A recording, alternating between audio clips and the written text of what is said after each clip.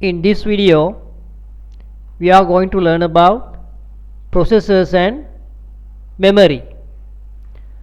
Unit 1, these are the chapters we need to cover: digital devices, software, memory and processors. 50% of the written paper question include Unit 1. We are taking a different approach here. Now here chapter 1 under digital device, under peripherals, input devices, output devices, then storage media, then types of digital devices, then digital devices features. These are things we need to learn under digital devices. Then software, memory and process. So we are taking a different approach here because we are watching a movie. You should be able to memorize soon after completing the movie. So we took the approach as the main digital device we consider here desktop computer. Under desktop computer we learn everything about peripherals: input, output, storage devices. We didn't learn type of digital devices and digital devices features under chapter 1. Now we are moving here, memory and process. Why? You can easily remember. You just close your eyes, assume the computer system. Under peripheral, input devices, we are connecting devices, output devices are connected externally. Then there are storage media, external and internal is possible. Then inside the computer, main component inside the computer: CPU, RAM, ROM, cache memory. Once you complete this, entire computer system is done. Under that we learn everything about the digital device component. Then just using the software, the hardware, we can't do anything. We need software. Under software we will be learning different kinds of software. Mainly we can divide into two: system software and application software. System software means softwares designed specifically to control the system. One is the operating system. Then disk drive maintenance software. Then we use compress software. All these actually known as utility softwares for sound editing, Adobe, Photoshop. That is not system software. Got the point? Now Photoshop, Adobe and all not system software. Those are application software, specifically designed to apply according to the requirement. Therefore Microsoft Office, all this actually comes under application software to fulfill certain tasks for users. Other softwares actually to handle the system. That we will be learning in detail. Right, now it is very clear. Under desktop computer we learn input, output, and then now we are going to complete processor and memories. Then the entire system is completed. Then we will be learning software. Then entire unit 1 is completed. Nothing to memorize. You can remember the movie. You can answer whatever the question prompted related to this unit. Right? Right. Central processing unit, considered to be the brain of the computer system. The main function is execute instruction using clock cycles. All these 3 points you need to include. Execute instruction using clock cycle. I will explain what is clock cycle later. Then it handle other communications as well, data flow between other hardware components, and CPU manage operating system and application software as well. The basic function of the CPU consists 3 main parts. Arithmetic logic unit, this handle actually mathematical function. Control unit signals, it is controlled by control unit. all device and application need control. So that is handled by the control unit. Then there are temporary memory registers. Before process, CPU temporarily store ALU data, instruction, everything will be stored in this temporary register memory area. CPU speed is measured in hertz, because physics you would have learned, right? What is hertz? Cycles per second.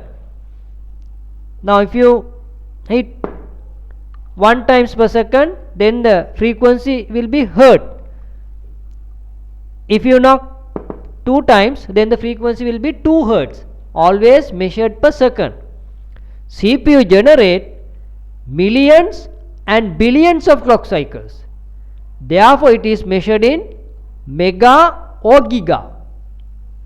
Mega, always you need to remember this relationship, right? 10 to the power 6, even for capacity, right? Giga, 10 to the power 9.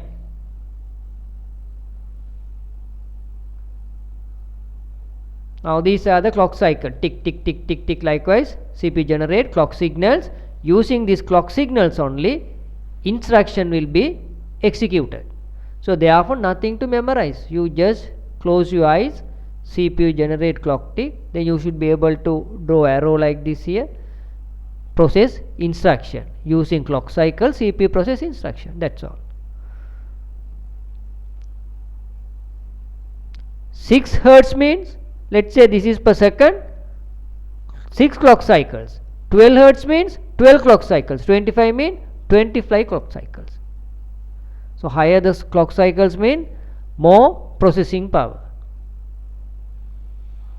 Now these terms should be very clear now, right? Clock speed, cycles per second, gigahertz, megahertz, all these things should be very clear.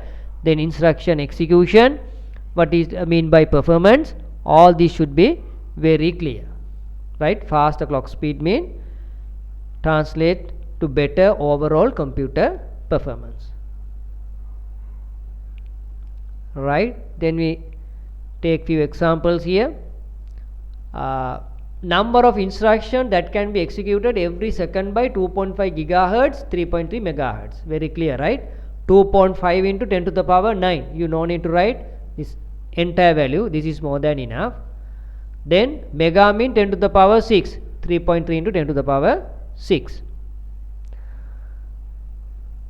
Processor speed when playing games. How processor speed matters when playing game.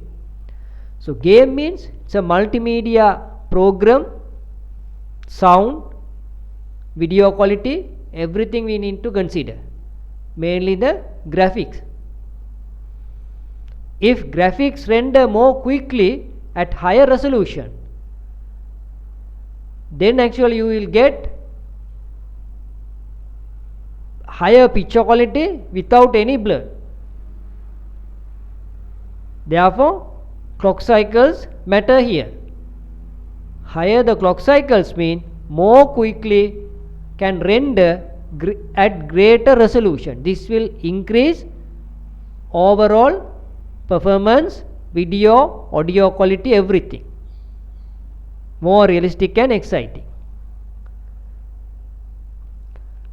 Similarly, when you are recording, right, how this process speed matter? When you are recording,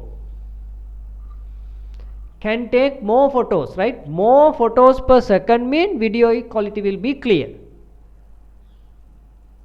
right? Therefore each and every image, right, the image processing is known as digitizing, right? Each and every image can process more quickly, therefore it reduces motion blur. Therefore according to the situation, if you know what is clock cycle, higher the clock cycle mean can process more data. Then according to the question we have to see when playing games what are the factors going to matter, when recording videos what are the factors going to matter, how these can be increased using CPU speed. That's all. Can process more data, final summary, can process more data. We have to tell what kind of data it is going to process. factors those consequences when just raising the processor speed of a gadget. Now processor speed increase the performance, no? So we think always if we just increase whatever the maximum possible processor we can connect with that particular device, it will increase the performance. No. Why? Memory, storage media, we need to increase these as well. These three work together, join together and work. Therefore if we just increase the only one component, it is not going to give overall performance increasement. That we need to understand very clearly, right? We need to consider the compatibility. Therefore it is actually waste of money. Otherwise you can just increase the CPU, no problem, but some other factors, let's say it is not going to benefit. We are using less RAM and just increasing the CPU speed. Since you are increasing the speed, right, if it is a portable device, it will reduce the battery life, generate more heat and cause damage to hardware components. At the same time you pay additional cost. Therefore within the limit, if we increase, definitely overall performance increase. So that we need to make sure that part is very clear to you. Even for RAM, same. Even if we just increase the RAM capacity, definitely RAM capacity actually matters. Overall performance increase, but you are increasing beyond the processor's level. Processor is not going to make use of those additional RAM capacity. Then it is a disadvantage. You are just using additional cost. Additional cost is there. One more thing you need to learn under CPU is CPU core, right? CPU core means actually the each and every processor. Now here there is a core. This is all other components, everything is integrated here. This entire thing we are calling it as a processor, but main processing unit is actually core. Now this is single core, this is dual core, this is quad core.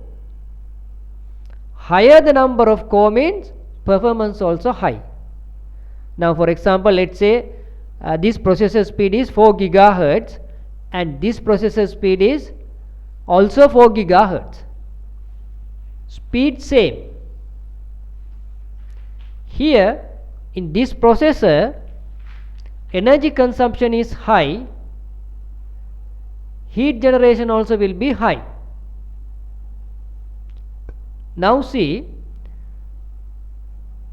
here it take, let's say 4 seconds to complete a process, right? Let's say 4 seconds to complete one task. Here only one core only handling. Here the workload is distributed among these cores. Now here 4 people are working. So this processor will complete the task within 1 second. Then it enter quickly to low power state. Then it's cool down.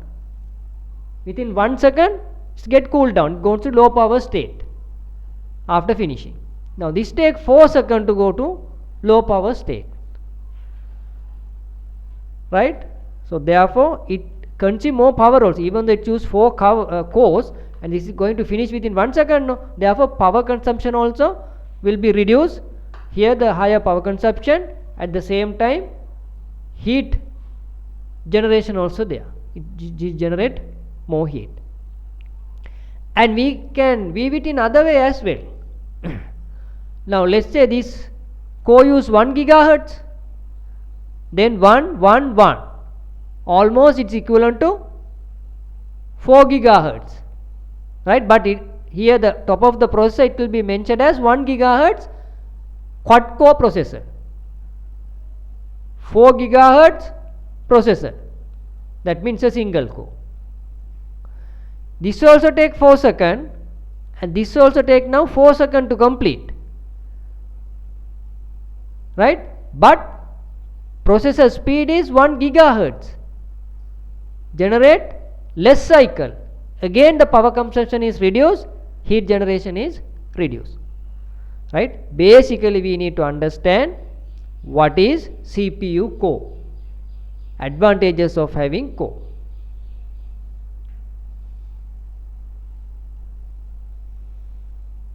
Right? Now we are going to learn about memory.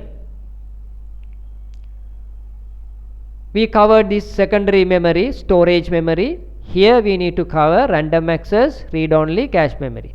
This also almost we covered, right? RAM actually nothing to learn here, anything new.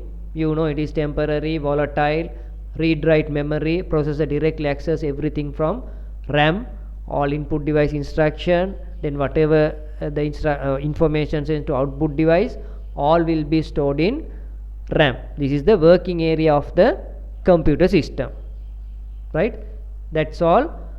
Higher the capacity, higher performance, but just increasing the RAM capacity not going to increase overall performance, because CPU speed and the storage media speed also matters.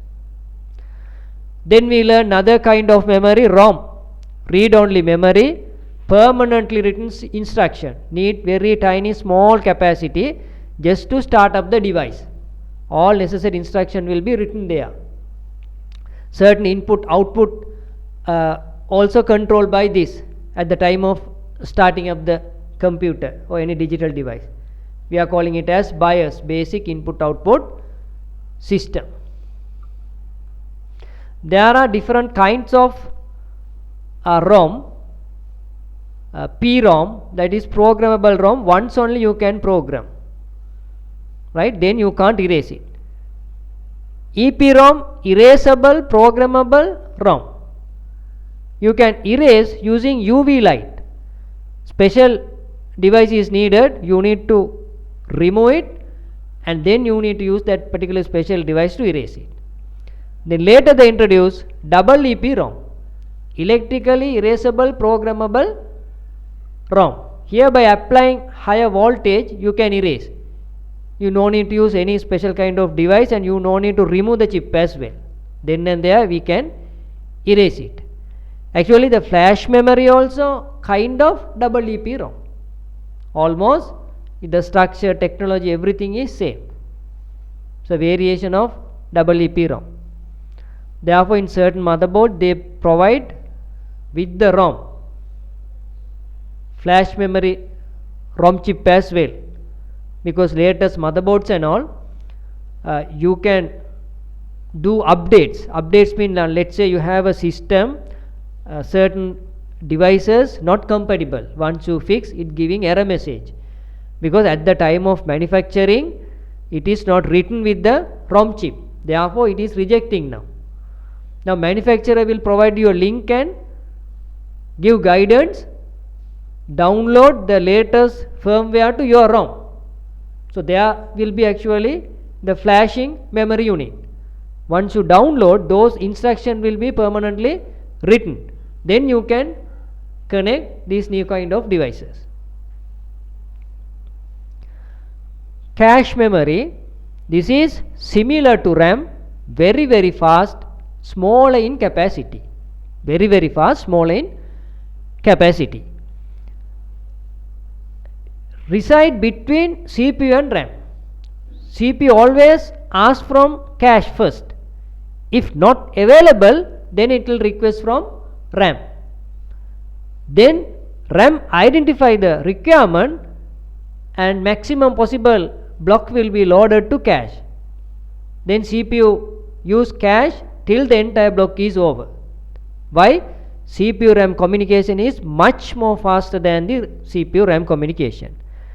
Then you may prompt a question, if cache memory is very fast, why we can't use cache memory instead of RAM? RAM is slower, right? The main disadvantage is very expensive, right? For example, when you are working, right, now let's say you will be using like 10-15 books, right? Everything is placed inside the cupboard. Now you have a very small tiny table. What you will do? take 2 books and take information whatever you need, then put these 2 books back and take another 2 books. So always you get up, take, then again put, it take time, slow. Why? You are having only small table.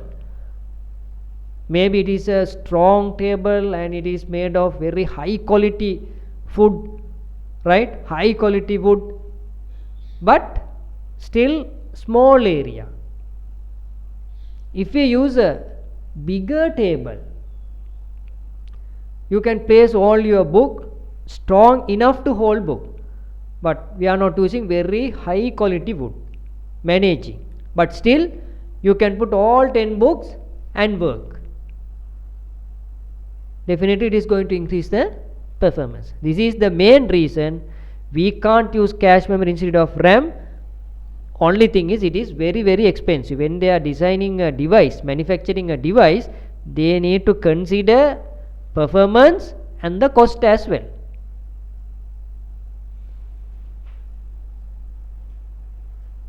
Right here, this is the diagram. Always cache reside between CPU and RAM. CPU always ask everything from cache.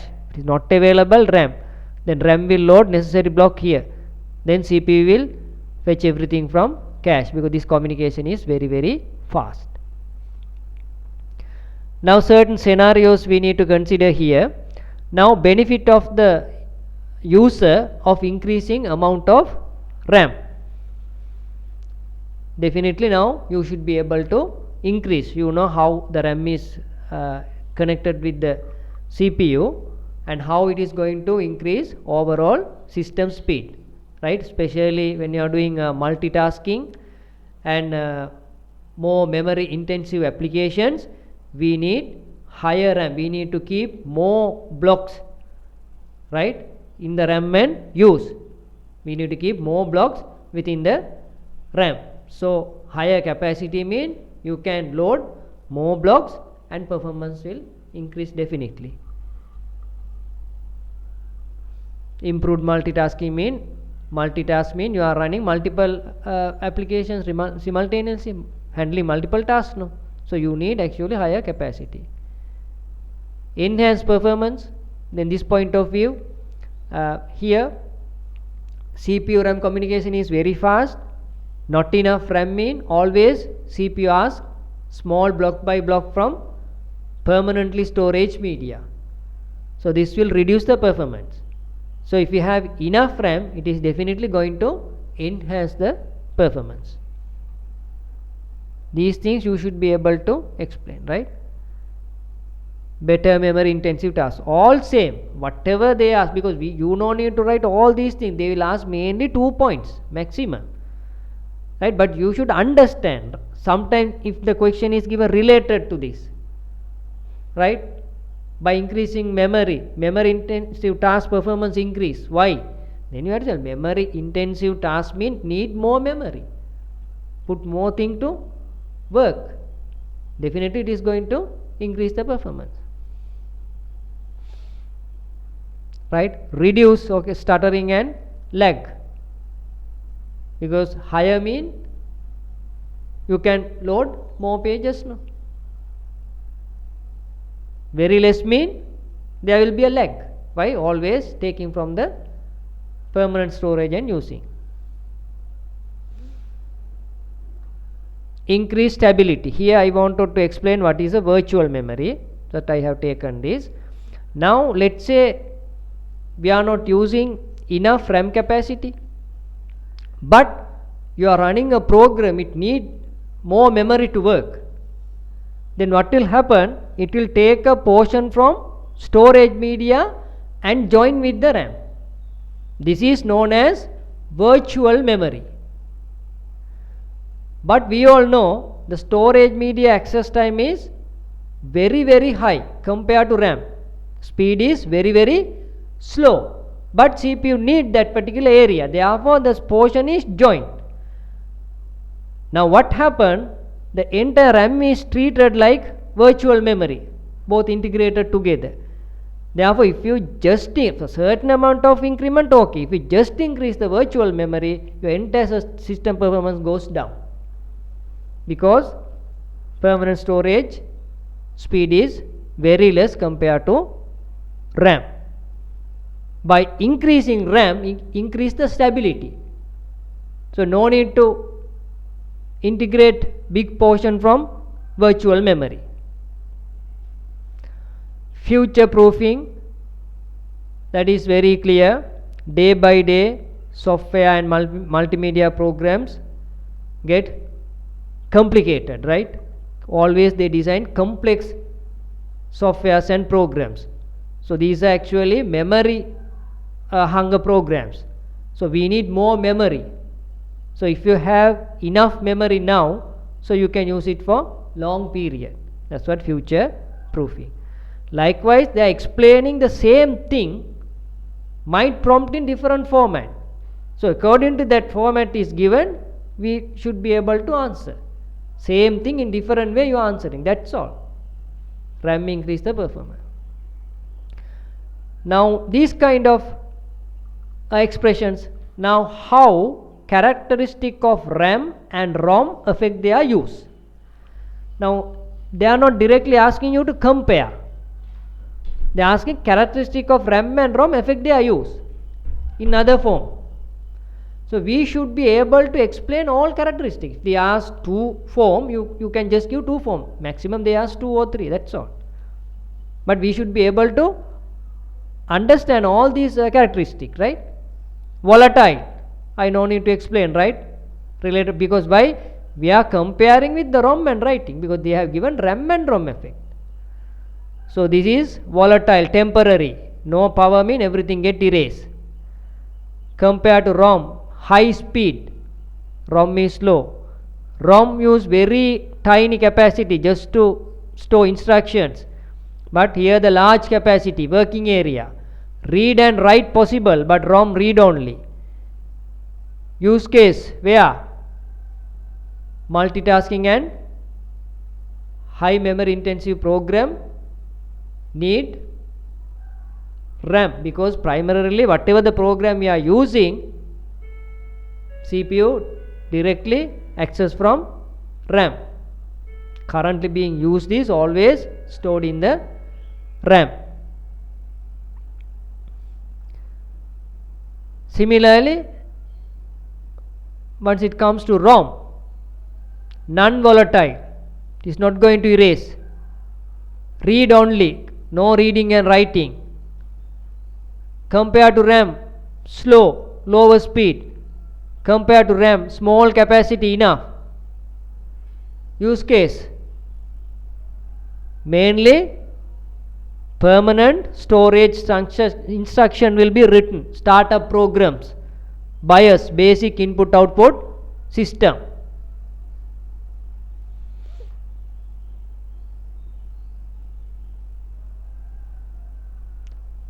Drawback of increasing RAM, right? If you just increase the RAM, now the theory is very clear, right? We need to consider other component as well, mainly CPU. CPU directly communicates with RAM. And then storage media. Storage media is very, very slow, then no point of increasing RAM. Always we need to coordinate, right? Coordinate all these three components and increase. Definitely increase in the RAM, it is going to increase the performance.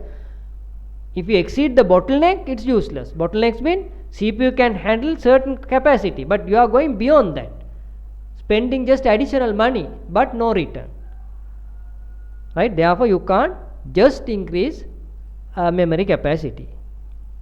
Within the range, definitely it is going to increase the system performance. Now you just close your eyes, you can assume the entire desktop computer system, input device, output device, storage media, CPU, RAM, ROM, cache memory. Everything should be clear, right? Stay tuned for the next video. Thank you.